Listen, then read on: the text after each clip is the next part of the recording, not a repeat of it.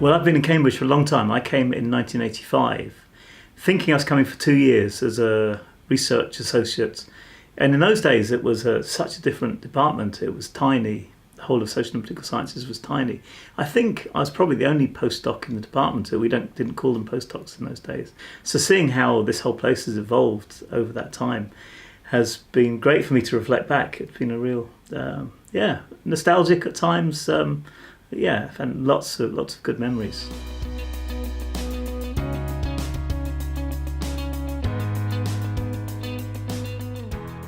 I think this department has achieved so much over that time in terms of, if you look at what the undergraduates who've gone on, all those cohorts of undergraduates, now at the tops of their professions, in politics, in the media, in all sorts of creative ways. I keep coming across people, even looking at television the other day in Wales, there was a presenter and she was someone I remember teaching 10 years ago.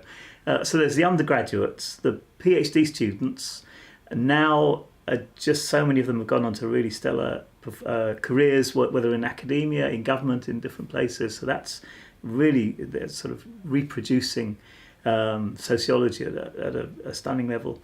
And the research, when you look at the research that's been done over that time in sociology, it's been really set the tone of sociology, but gone way beyond academia in terms of influencing world development, influencing governments. So I think at all those different levels, the sheer quantity of achievement has been phenomenal.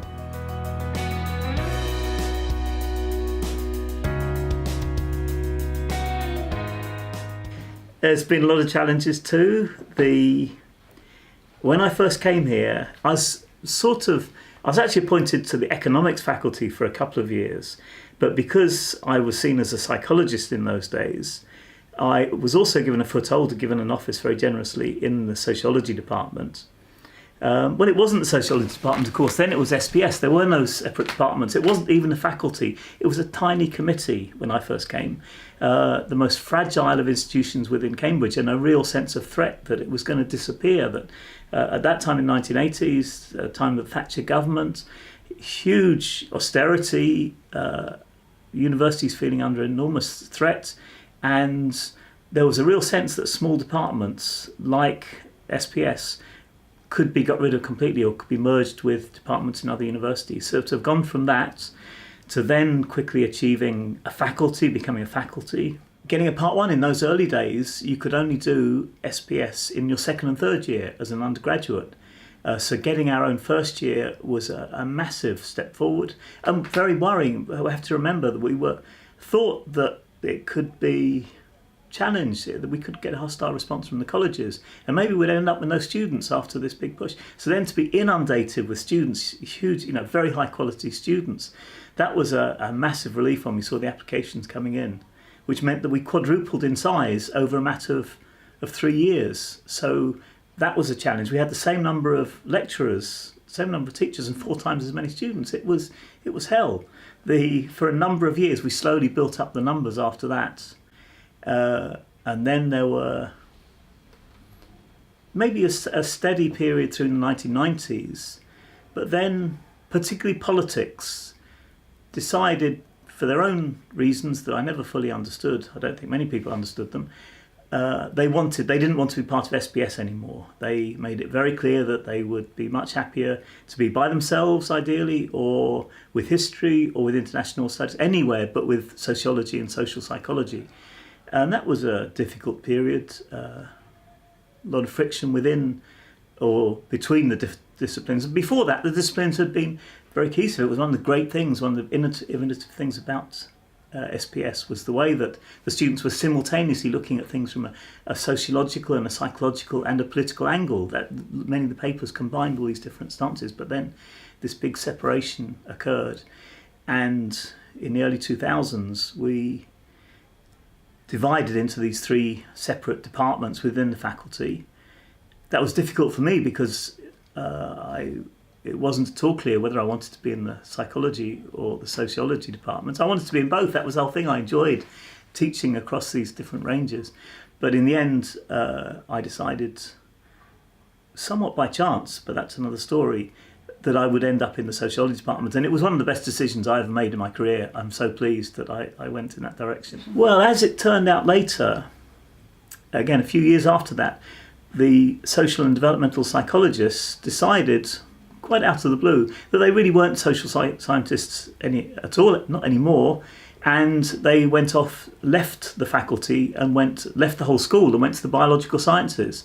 And I certainly would not have been at home in the biological sciences.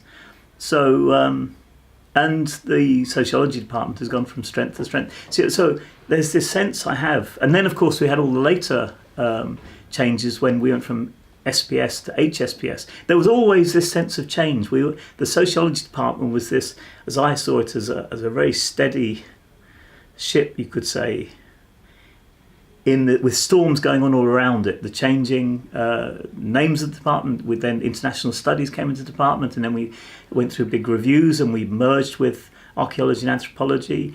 Briefly, we stopped becoming a department. We became a department, then we had to become a division in a department with social and developmental psychology, but that only lasted, I think, a matter of months before they cleared off to the biological sciences. So there we were a happy department again.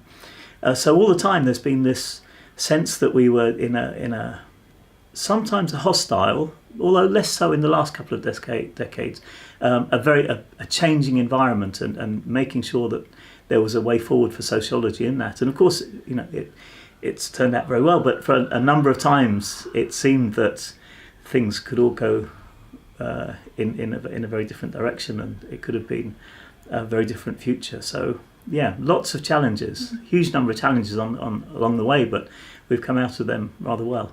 I think there's probably a lot of luck in there, that there's all sorts of things that came and went. Stuff happens, unpredictable things happen, but also there was a sense that within sociology, I think we had a clear vision of who we were, and we weren't. Sometimes institutionally we felt threatened for good reason, and we had to take things seriously. But in terms of the confidence of we as a discipline, that we were very open to, and this is, I think, one of the distinctive things about sociology, particularly at Cambridge, we were very much open to collaborating with, incorporating ideas from other disciplines. So yeah, we wanted to work with the social anthropologists and politics and statisticians and the psychologists, and lots of the great collaborations have been from lots of our best PhD students have come from these other disciplines. And for that reason, now I think sociology is seen by many people as being, if you like, right in the centre of the social sciences in Cambridge. We are the place that has a fertile, collaborative board with all the other social scientists, everyone from geography, history, economics.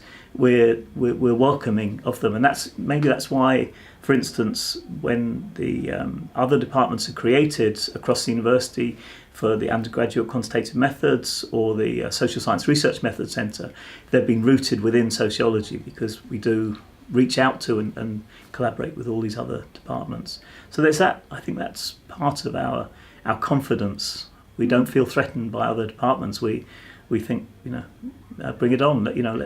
Let's work with these people. Pretty much all of my career, certainly all my career in sociology, has been in Cambridge. So occasionally I get little glimpses of what goes on at other universities.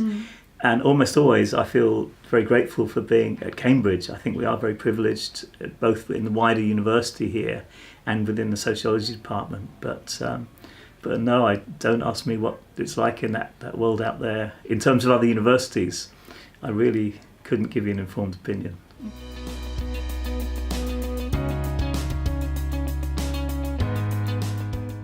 It would be good if we were bigger. I think it would. As I say, we have grown enormously. It is, when I first came back in 1985, all of the SPS, that was sociologists and psychologists and the politics lecturers, could all sit round quite a small table, as we used to every Thursday lunchtime. So now we've gone from about half a dozen people in the core of the faculty to a sociology department which is many times bigger than that, and of course then there's politics and so on beyond that. So, but as a sociology department, we're still smaller than other important sociology departments. We've maintained a balance. And that's not something that all departments have done. There are many departments where there's this continual war within the department between the two or more factions. And in sociology, I think we've always known that our diversity was our strength. We always want to appoint, not in areas where we've already got a lot of strength, but in those areas that we don't have people. So, and I think there's a very strong consensus around that. We don't want to become a narrow department. We don't want to have one dominant set of ideas and orthodox and other people pushed to the side of the department. And I hope that continues to be the natural way forward for sociology. If not, then it's certainly something that we need to fight for, that we continue to have that really very broad definition of sociology. Because, and partly for another reason for that is because so many of us in the department are interested in, not in the theoretical developments within sociology, but more in the way that can be applied to policy outside, looking at how, say in my case, labour markets evolve and what's good and bad about labour markets for the people in them. And to do that well, you need to collaborate with other people. You need to be able to work with other disciplines. And again, sociology has always been very welcoming of that.